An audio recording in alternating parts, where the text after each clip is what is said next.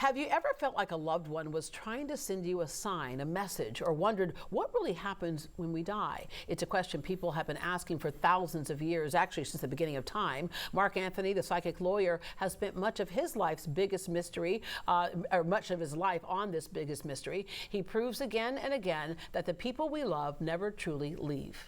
I'm getting a mail coming through. My lungs are filling up with fluid. Now that could be pneumonia, congestive heart failure. You're nodding yes. Does that make sense? He was sick for about a year.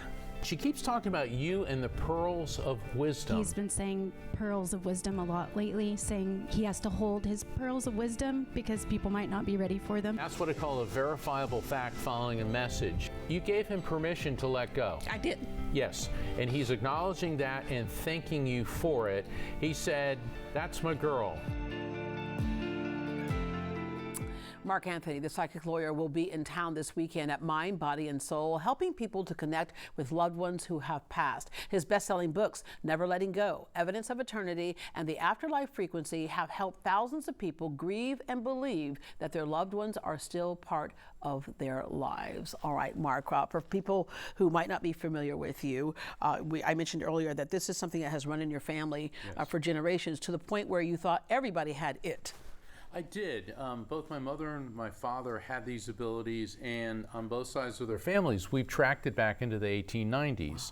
So, and my dad was a U.S. Navy SEAL and an aerospace engineer, and my mother was a commercial artist. So they weren't doing mediumship or psychic readings professionally. It was just something that was organic to them. Yeah. And it's always been part of my life. And like you said, when I was a little kid, I thought, well, everybody can do this. And when I started school, my father said, "Mark, don't talk about this to anyone but your mother and I because people won't understand." Yeah. And I quickly saw what he meant by that. Okay, and when you say you quickly saw what people meant by that, or what your dad meant by that, what do you mean? Well, I went to Catholic school, and so here I started first grade when I was 5, and they were talking about angels and saints and all these invisible entities that I'd been seeing for, since I was 3 years old. And then I started listening to other things they were saying, and I realized Mommy and Daddy were right. Yeah. Okay, so let's keep this closer to home. And it's not that we're embarrassed by it, but a lot of people, especially then, didn't understand it. Nowadays, it's much more in the mainstream. And I've worked with scientists in both the UK and the US who've studied me, studied my brain, studied mediumship as a science, and we now realize this is an actual phenomenon. Wow. All right, and another roadblock for a lot of people was, am I doing something evil? You at one point wanted to be a priest, but you point out that prophets were in the Bible. Yes, I mean, Scripture is loaded with people who are able to communicate with spirits and who are able to engage in prophecy and divination, seeing future events. If it starts in Genesis with the prophet Joseph and interpreting the dreams of Pharaoh. You see the 3 wise men in the New Testament who received messages in their dream to avoid going back to Herod. You see Jesus' stepfather Joseph.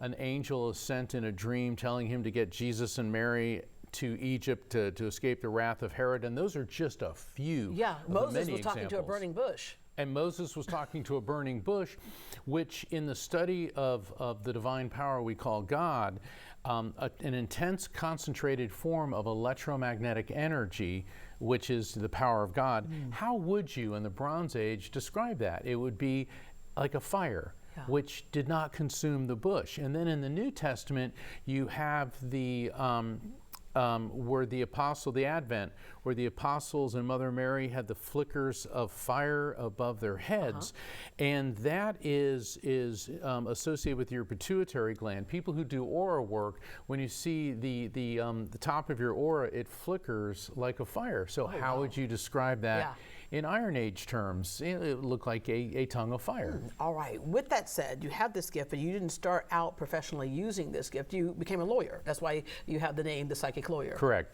Yeah, I was a prosecutor for the state of Florida, and then I went into private practice and I did criminal defense and complex civil litigation.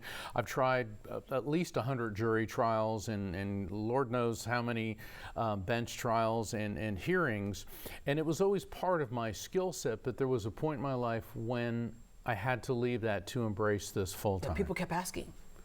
People They're kept like, asking. Hey, can you help me out with this? Hey, I need you. I run into somebody probably about once a week who talks about your books that you have written, Evidence of Eternity, Afterlife Frequency, and Never Letting Go. And they find these books extremely soothing as they're grieving, and helps them to understand so much. So in writing these books for people who need something to get across that grieving bridge, not that you ever forget what happened in your family, but just it's some guidance in getting through it. What was the purpose of these books, and how have you seen it help people? There's nothing we can do about the fact someone we love has died, but what we can do is learn how to change our reaction to the death, and that was one of the main purposes. The other one was to bring comfort and healing, and then finally to bridge the divide between science and spirituality. Because Deborah and my father, the aerospace engineer, taught me that, I remember I was 8 years old and we were looking at the stars, and he said, Mark, anything is possible if enough research, enough funding, enough focus goes into it. And Houston's a perfect place to talk about this because it's, Johnson Space Center here, and I grew up near Kennedy Space Center where my dad worked.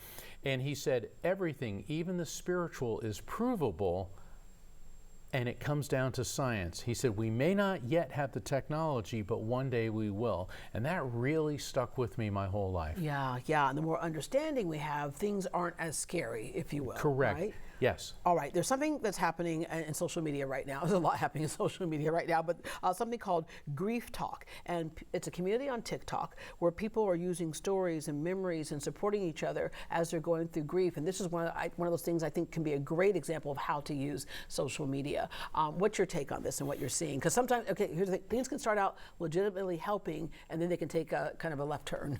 I think it's very emblematic, if you will, of the times we live in. I mean, everything is so internet oriented and video oriented, and no one should go through grief alone. So if turning to a TikTok support group, however, there are organizations, one which I work with, Helping Parents Heal. People can go to helpingparentsheal.org because they have online grief support groups. And so while TikTok is very good, I think it's no substitute for the actual interaction between people. So it's good if there's nothing else, but I think people should seek out a grief share group, either secular or through your faith community.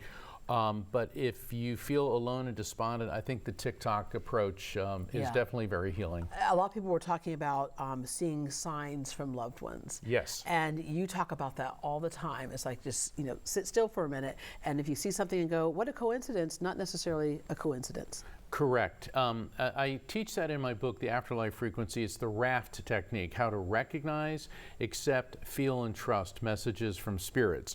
And it happens all the time. I mean, people may, every time I look at a clock, I see my mother's birthday.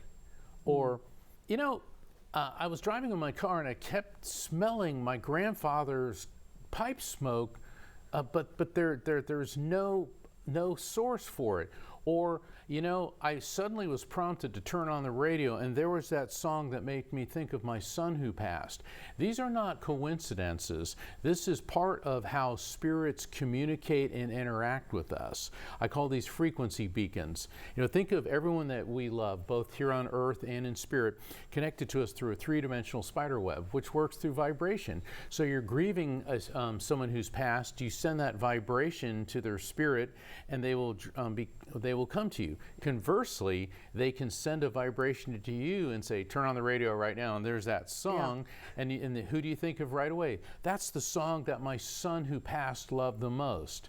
This is part of how spirits communicate with us.